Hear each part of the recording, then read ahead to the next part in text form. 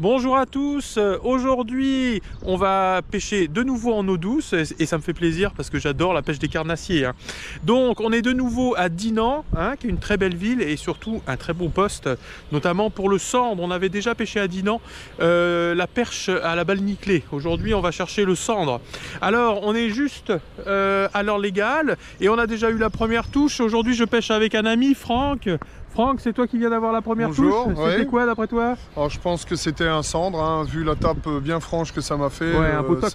Voilà, un beau toc, donc c'est typique du sandre. Bon, super. À quoi tu pêches là maintenant donc, du coup? Aujourd'hui, je vais pêcher donc, avec un shad. D'accord. Une tête plombée, et puis je vais essayer un système que j'aime beaucoup, c'est le système drop shot.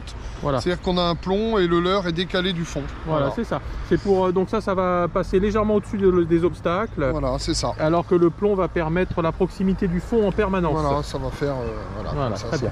Parfait. Eh bien, on y va. J'ai bon espoir pour aujourd'hui. C'est une bonne zone.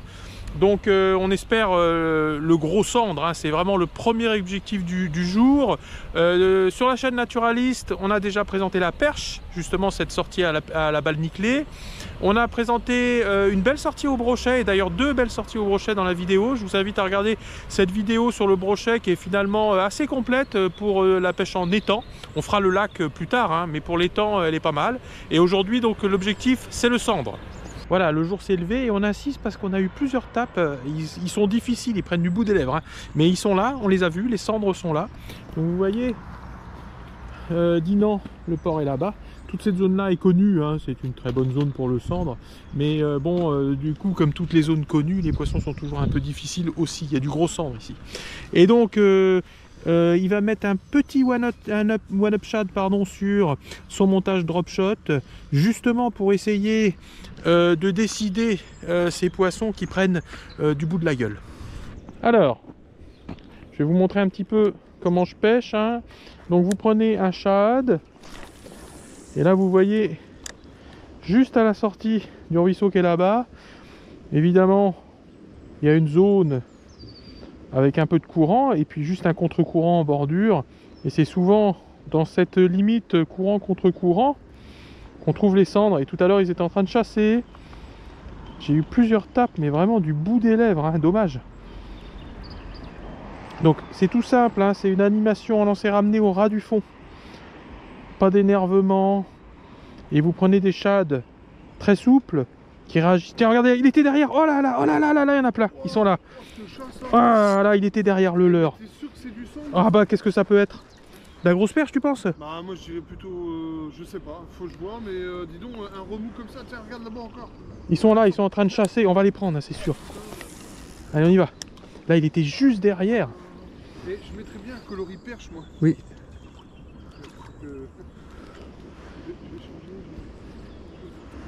Il était juste derrière, ils suivent. Ah, dommage, je croyais que j'ai été pris. C'est des poissons de 60 cm, je les ai vus. Donc, il est là. Faut qu'on les prenne. Alors, quand vous êtes accroché comme ça, vous faites un petit coup d'arc, comme je viens de faire, et hop, ça décroche tout de suite. Ah, il était derrière encore. Sale bête,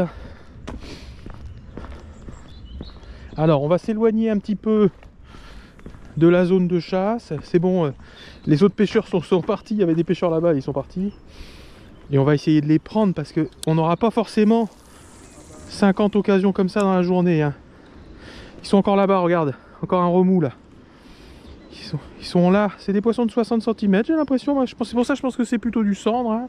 J'ai l'impression que c'était plus gros qu'une grosse perche. En tout cas... Le dernier remous là. Ouais, c'est des beaux poissons. C'est peut-être un très beau poisson. Oui, c'est du beau poisson, c'est pour ça. Il faut qu'ils avalent quand même, quoi. Allez, les gars. Alors, peut-être qu'ils chassent quelque chose de tout petit. Peut-être qu'il faudrait leur présenter des leurres plus petits. Je vais essayer de mettre un tout petit shad. Ouais, quelque chose. Faut trouver quelque chose. Il y a quelque chose à trouver, là. Il y a un truc à trouver, là. Alors je suis pendu et c'est beau, Oh, énorme cendre. Énorme cendre. Est-ce que tu peux me filer là? Attends, je te prépare l'épuisette. L'épuisette, énorme cendre. Oh, il est beau. Attends. Bouge pas. Tu vas garder filmé, je vais le puster moi. Oh, il va me monter, il faut que tu pas quoi. Ça va pas être gagné, et pistage là-dedans. Attends, je vais te les puster si tu veux. Tu peux me les puster? Ah, de toute façon, bon, ça va être difficile. Hein. Non, non, regarde. Vas-y. Oula, oh puis. Attention.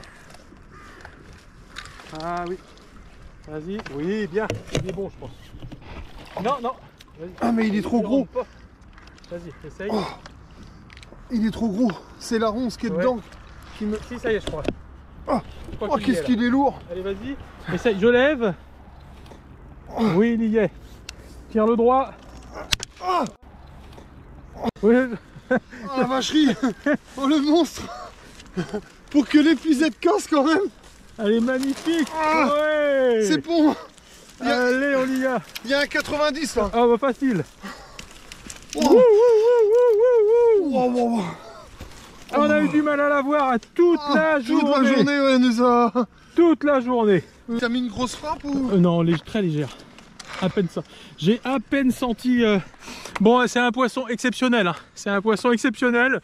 Alors, pour information, ça fait 5 heures qu'on les pêche. 5 heures qu'ils nous suivent. 5 heures qu'ils ne mordent pas. On n'en peut plus. Là, j'ai dit encore 3 lancers. Et voilà, le truc absolument comme ça. Exceptionnel. Il faut jamais abandonner. Hein. Alors... Alors je vais vous le montrer un peu mieux. On frôle les 90 là. Ah là, je pense qu'on est à... Il est gras comme un cochon. Il est gras. Alors, attendez.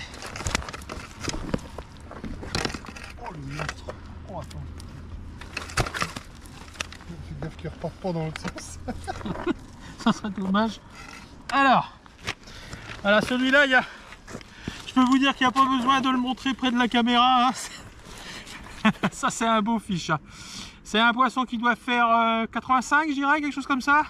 En tout cas, il est très très gros. Hein, c'est un poisson qui fait 4-5 kg. Hein. Donc, je vais vous montrer un peu plus près.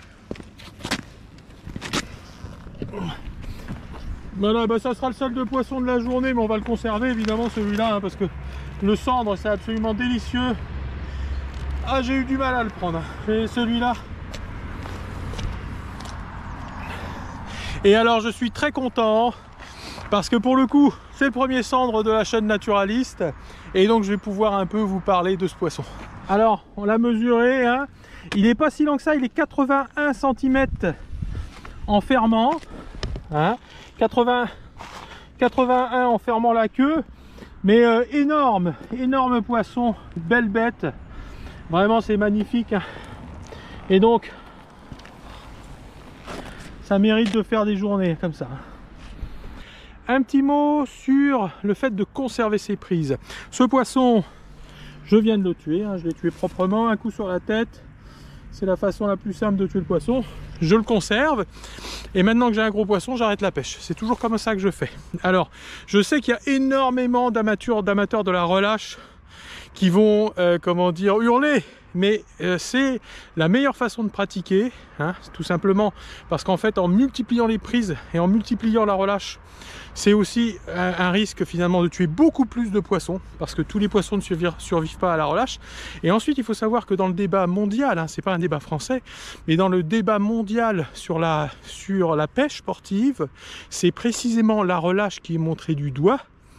Et en particulier par les écolos, mais aussi par certains pêcheurs, un peu comme moi quand même, je le dis, hein, c'est bien la relâche qui, à long terme, risque d'être interdite. Il faut vraiment comprendre ça.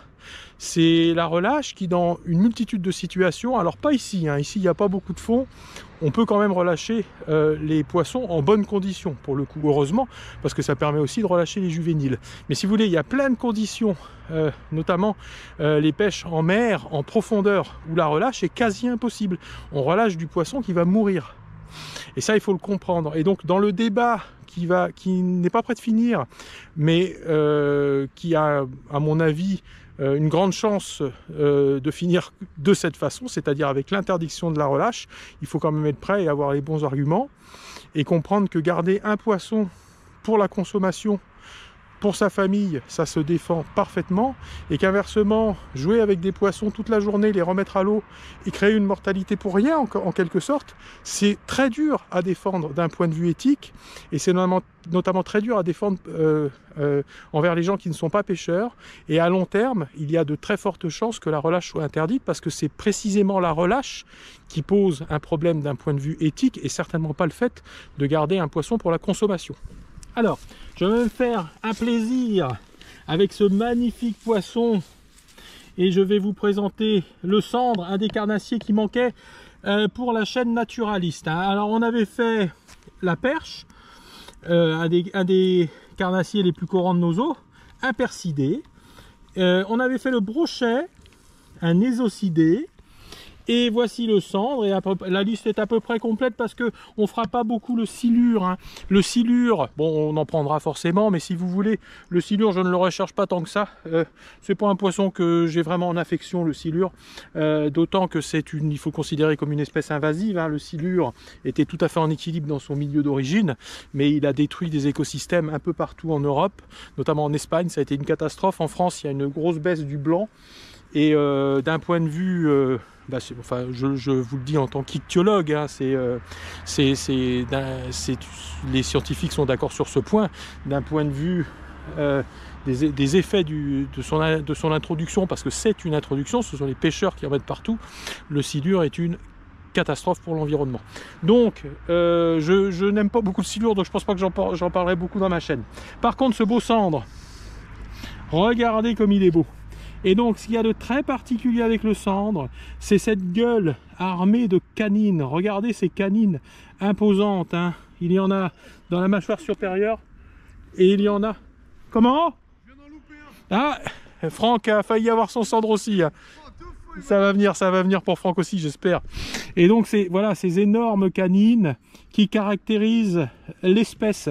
Il faut savoir que de l'autre côté de l'Atlantique, il y a un poisson très similaire qui s'appelle le doré, et le doré montre justement les phénomènes de spéciation, hein, c'est-à-dire que le cendre est séparé génétiquement du doré, mais finalement assez proche, et au point que l'évolution n'a pas eu le temps de faire beaucoup de travail, et que les deux espèces se ressemblent beaucoup. Notre cendre devient beaucoup plus gros que le doré nord-américain. Caractéristique des percidés, c'est deux nageoires dorsales avec une première nageoire dorsale épineuse qui par ailleurs est très grande, hein, chez le cendre. Hein. Les écailles des percidés sont cténoïdes, c'est-à-dire que contrairement à une écaille de gardon, elles ne sont pas du tout lisses au toucher. Quand vous remontez dans ce sens-là, elles sont rêches et elles sont beaucoup plus incluses dans la peau. Ce sont des écailles cténoïdes. Les nageoires pelviennes sont en position thoracique. Hein, ça aussi, c'est une caractéristique des poissons dérivés. À l'origine, les nageoires pelviennes sont plutôt en position abdominale. Et chez les poissons les plus dérivés, elles sont thoraciques ou même jugulaires, c'est-à-dire en avant des pectorales. Remarquez aussi l'œil placé assez en avant, hein, très près du museau. Et voilà les caractéristiques du cendre, avec une robe assez sobre et dorée, qui est vraiment magnifique. Par ailleurs, je tiens à dire que c'est l'un des meilleurs poissons d'eau douce, et sûrement le meilleur poisson d'eau douce. Et donc, dans l'optique de défendre ce naturalisme total, hein, ce naturalisme qui implique un art de vivre, eh bien, le cendre, c'est l'espèce parfaite. Et évidemment, tout le monde va en profiter à la maison. Ce poisson va être dégusté. En fait, Franck, du coup, fait passer l'heure exactement de la même façon que l'animation qui a permis la prise tout à l'heure. En l'occurrence, là il y a une cassure, d'accord? Les cendres sont juste à ras de la cassure et ils sortent de la cassure pour venir chasser le leurre jusque dans la partie là qui est peu profonde. Ici il y a l'arrivée d'un ruisseau, quoi. Et donc en fait le principe c'est d'essayer de faire longer au maximum la cassure au ras du fond, et souvent ça les fait sortir de la partie profonde et ils viennent prendre juste à la limite de la cassure, quoi. Voilà, tout ça pour dire que il faut être persévérant à la pêche. Regardez cette merveille, regardez cette beauté. Ah, ça c'est quand même un poisson extraordinaire. Et J'avoue que je suis un peu ému moi-même. Hein, c'est fou parce qu'après une vie de pêche et des poissons pris partout sur la planète, quand on passe une journée comme ça à batailler et que finalement on gagne et que le gros poisson, le superbe poisson est là, et ben franchement c'est plaisant. Hein. C'est toujours un peu mieux de devoir batailler et de chercher des solutions. Alors juste une petite information sur le leurre parce que je sais que ça intéresse beaucoup de pêcheurs. J'ai pêché essentiellement au One Up Shad et à la Sandra aujourd'hui et j'ai eu que des suivis et des coups de museau et finalement c'est ce leurre, je sais même pas ce que c'est à vrai dire. Écoutez, hein, je vous laisse l'identifier, je me rappelle plus ce que c'est. Et en tout cas, armement ventral, c'est plutôt un armement à brochet d'ailleurs, mais il a bien marché. Et en général, ce que je fais, c'est que vous voyez en tête, je rajoute une petite plombée additionnelle, en l'occurrence une petite grenade, et ça me permet de changer le poids en fonction de la profondeur du poste que j'exploite. Hein. Comme ça, il suffit juste de changer le plomb, c'est vite fait. Et ça fait une nage par ailleurs qui est assez naturelle. J'aime bien la nage que ça fait, assez souple. Voilà, c'est là-dessus qu'il a mordu. Je voulais vraiment dire merci à Franck qui a été un partenaire très agréable et qui j'ai pas eu autant de chance que toi. Non, bon. il n'a pas eu autant de chance, mais je sais qu'il en aura parce que c'est un très bon pêcheur. Et par ailleurs, c'est lui qui a aussi participé à ce beau poisson et il a même sacrifié son épuisette au passage. Ça arrive souvent avec les gros poissons de toute façon. Hein. Et merci beaucoup Franck, à la prochaine pêche. À la prochaine, oui. On reverra Franck sûrement pour des pêches de carnassier. Hein. Un petit mot quand même sur la pêche. J'ai pesé le cendre, il pesait 5,3 kg, un très très beau spécimen. Mais il faut dire qu'il avait un estomac bien rempli, hein, et ça a contribué au poids. Il avait mangé 2 gros gardons qui étaient à peine digérés. Et pour le coup, il avait aussi un poisson encore plus gros, très digéré, difficile à identifier. Je pense que c'était une grosse perche. Mais en tout cas, c'était un poisson qui avait faim visiblement. Hein. Donc, je suis très content de cette prise. Hein. C'est vraiment un très beau cendre. Et ce cendre va être préparé et consommé parce que c'est, à mon avis, le poisson le plus délicieux d'eau douce. Un petit mot aussi sur la pêche elle-même. Franck est resté après mon départ. Moi, j'ai fait comme d'habitude. Après mon gros poisson, j'arrête la pêche. Hein. J'estime que je suis content et que la journée est faite et qu'il faut en profiter. Franck a voulu assister pour prendre un poisson et en fait il en a pris 3. Il y avait les mulets qui étaient sur le coup. Alors ça c'est extraordinaire parce que ça veut dire que dans la journée on a eu une succession de cendres et de mulets à chasser sur le même poste. Hein. Il a pris 3 beaux mulets porcs, un mulet qui remonte très profondément en eau douce. À ce sujet, sachez qu'il y a d'autres mulets qui deviennent très gros hein, sur nos côtes et puis certains qui rentrent justement dans les estuaires et parfois en eau douce. Il y a notamment le mulet cabot qui se reconnaît notamment à ses nageoires beaucoup plus jaunâtres, et aussi le mulet lipu, et pour le coup il est très facile à reconnaître parce qu'il a des lèvres très épaisses. C'est ce mulet, le mulet lipu, qui mord très facilement au pain. Par exemple, je le pêche souvent en ria et il mord très facilement au pain. Un petit mot aussi sur la relâche. Hein. Je rappelle une fois de plus que c'est un débat mondial. On en reparlera. Vous savez que moi j'ai une vision libertaire, hein. Je défends les libertés individuelles et pour moi c'est le choix qui compte. Hein. C'est-à-dire moi je consomme mes prises, je n'invite personne à faire exactement comme moi. Si vous voulez les relâcher, vous les relâchez. Il faut quand même savoir que la relâche tue beaucoup de poissons dans certaines conditions, j'en ai déjà parlé, notamment quand les poissons ont engamé, qu'ils ont saigné, ou encore quand ils ont été sortis de grandes profondeurs, ils ne supportent pas le choc de pression. Donc, c'est un débat mondial. Vous savez qu'on vit dans une société de moralisateurs. La vision libertaire que j'ai n'est pas à la mode. On est plutôt dans une vision autoritaire. Chacun veut imposer sa façon de faire aux autres. Et donc, il faudra se préparer à argumenter parce que c'est un débat qui ne concerne pas que les pêcheurs et pas que la France. C'est un débat de société qui va probablement émerger en France davantage dans le futur et qui, déjà, dans plein de pays, est très nettement avancé. Hein. Donc préparez-vous à discuter de la relâche parce que c'est pas fini. Hein. Par ailleurs, je vous rappelle que la chaîne Naturaliste n'accepte aucun sponsor. Hein. J'ai été contacté plusieurs fois parce que la chaîne commence à avoir du succès. Je refuse les sponsors. Quand on a des sponsors, on ne peut pas parler librement et je tiens à parler librement. Et donc la seule façon de propager cet esprit naturaliste, si vous êtes un spectateur régulier notamment, c'est de vous abonner et de mettre un j'aime. Merci de faire ça si vous appréciez l'esprit naturaliste de cette chaîne.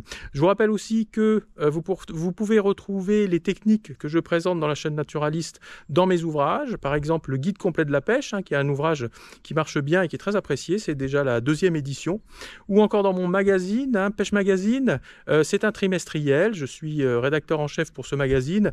Et dans le prochain numéro, justement, ça couvre la période de l'ouverture de la truite. On fera plein de vidéos sur la truite. J'adore ce poisson. Et pour conclure, je vais vous inviter à passer d'une pêche à l'autre. On fera davantage de vidéos sur la pêche en eau douce dans le futur. Et vraiment, pour le naturaliste, c'est magnifique de passer d'un monde à l'autre. On découvre plus d'environnement, plus d'espèces. Si vous êtes pêcheur en mer, je vous invite à essayer l'eau douce. Si vous êtes pêcheur en eau douce, je vous invite à aller tenter la pêche en mer. C'est vraiment la meilleure façon de connaître nos beaux environnements dans leur ensemble. Voilà, je vais d'ailleurs mettre un lien sur une vidéo de pêche du brochet qui est déjà présente sur la chaîne. Si vous ne l'avez pas encore vue, je vous invite à la consulter. Et puis je vous dis à très bientôt.